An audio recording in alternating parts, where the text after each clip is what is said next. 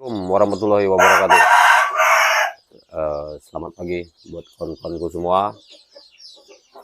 Selamat datang di peternak rumahan ala Bang Depari. Jadi pembahasan saya hari ini hasil dari penilaian saya tentang bibit ayam. Jadi kita ada membeli 3 paket bibit ayam. Yang pertama di tanggal 1 Februari itu sebanyak 100 pieces. Yang kedua di tanggal 15 Februari itu sebanyak 50 pieces. Yang ketiga di tanggal 1 Maret itu sebanyak 100 pieces. Nah, saya di sini mau menerangkan sepengalaman saya, teman-temanku semua yang kepingin beternak ayam dari bibit. Jadi banyak ilmu yang saya dapat di pembelian bibit ini, karena kebetulan saya tidak pernah membeli bibit. Saya memakai bibit sendiri. Saya dengan cara menelurkan indukan, saya mengangkaminnya melalui mesin tetas dan indukan itu sendiri. Tapi berhubung karena indukan saya baru beli kemarin, masih belum bisa menelur, jadi saya mengejar lebaran ini membeli bibit. Nah, saya pengalaman dari membeli bibit ini, saya melihat untuk pemilihan bibit unggul ada beberapa kriteria, teman-temanku semua. Nah, kriteria yang pertama, mari kita terangkan. Ini bibit di tanggal 15 Februari. Ini tanggal 15 Februari. Ini bibit di tanggal 1 Maret. Dan ini bibit campuran di tanggal 15 Februari dan 1 Februari. Nah, yang di sini ini bibit di tanggal 1 Februari, sama yang di sana juga ya teman-teman.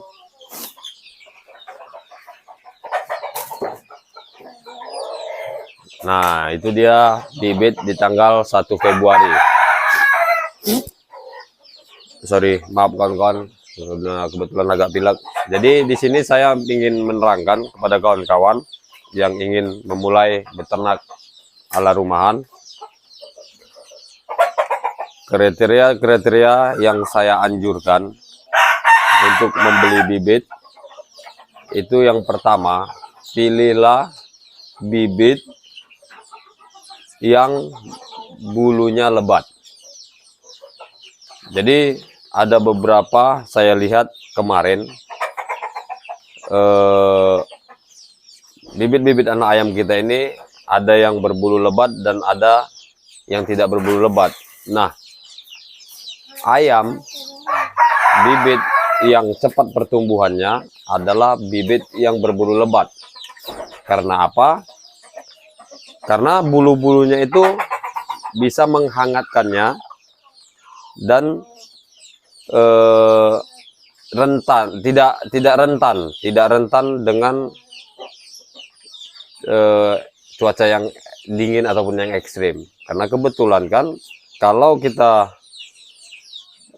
membeli bibit, secara otomatis anakan ayam itu akan kita hangatkan.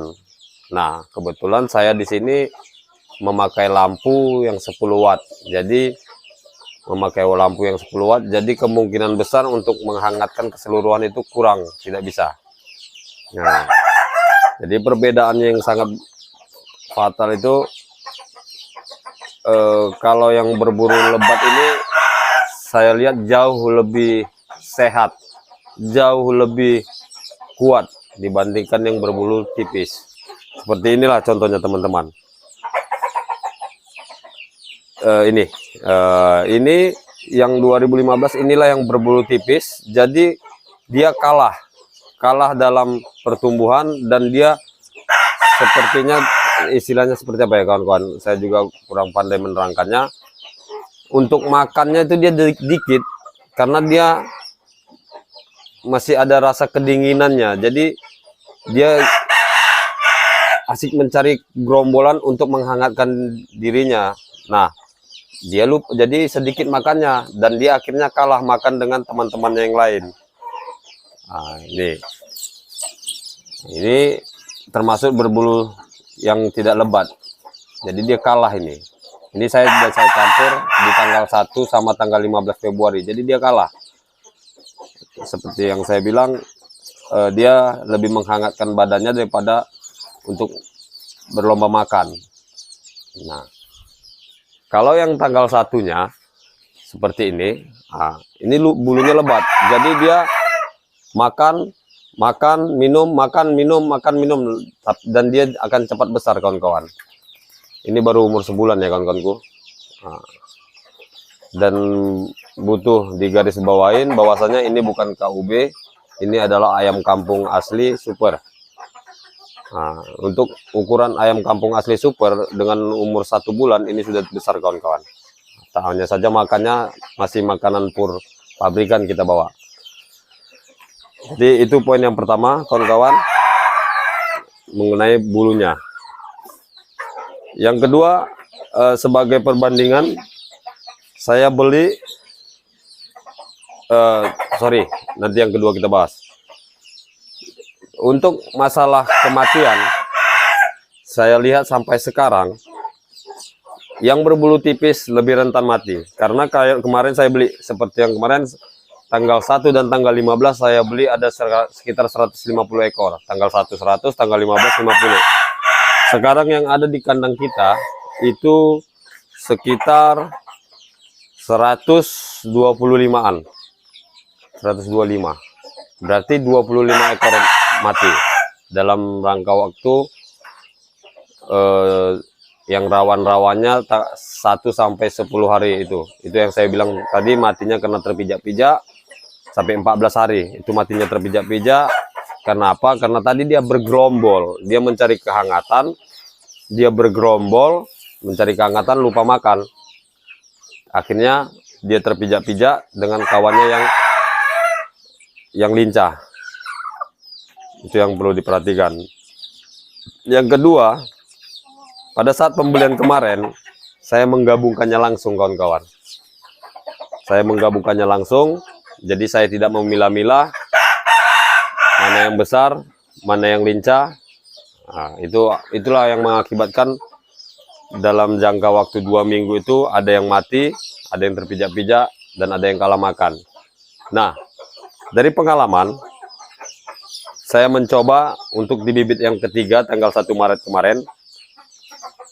Ini saya beli tanggal 1, sekarang sudah tanggal 5, berarti sudah 5 hari. Alhamdulillah, kawan-kawanku, saya memilih kriteria yang bulunya lebat-lebat. Kebetulan penjualnya teman kita, jadi saya bisa memilihnya langsung. Alhamdulillah.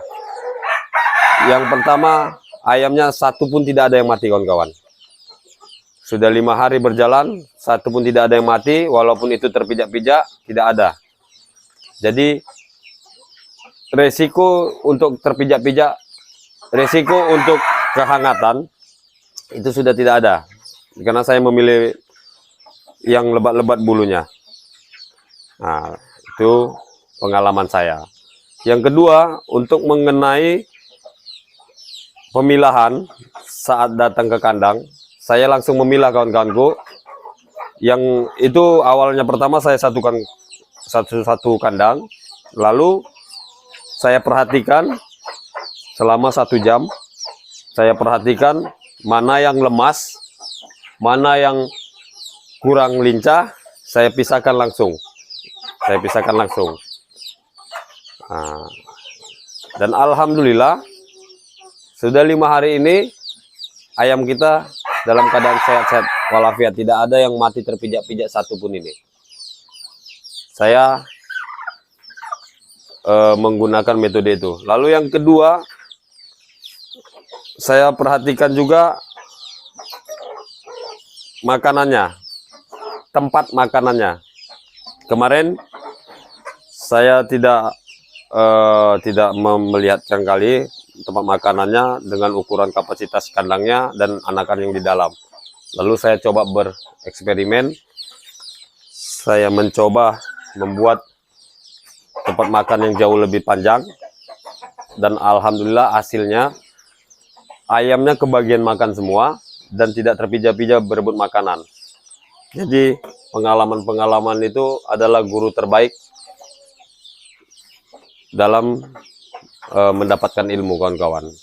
Jadi itulah kenapa saya selalu belajar dan bertanya terus sama para senior, dan saya meminta masukan para senior karena saya juga ingin maju dalam beternak. Jadi itulah kawan-kawanku, mungkin itulah ilmu yang bisa saya perhatikan dari saya membeli bibit. Karena jujur saya tidak pernah membeli bibit, saya hanya memakai bibit dari olahan ayam saya sendiri. Nah, saya belajar dari membeli bibit dengan 3 fase. Yang pertama tanggal 1, yang kedua tanggal 15, yang ketiga tanggal 1 kembali, Maret. Jadi saya perhatikan perkembangan ayamnya, saya perhatikan sebab akibatnya, dan hasilnya saya dapat menyimpulkan bahwasanya yang pertama, pilihlah bibit yang bulunya lebat. Itu sangat dibutuhkan, sangat diperlukan. Tapi kalau kita membeli bibit yang bukan sama yang kenal, dia kan bentuk kotakan, kita tidak bisa memilih. Nah, bagaimana cara mengantisipasinya? Mengantisipasinya mungkin satukanlah mereka semua, lalu lihat, dipilih mana yang lincah dan mana yang tidak lincah. Ada itu ayam yang dia tidak mencari makanan, tapi dia mencari gerombolan supaya menghangatkan tubuhnya. Langsung dipisahkan. Lalu langsung lampunya kalau bisa dibesarin wattnya. Nah, jadi untuk memperkecil kematian.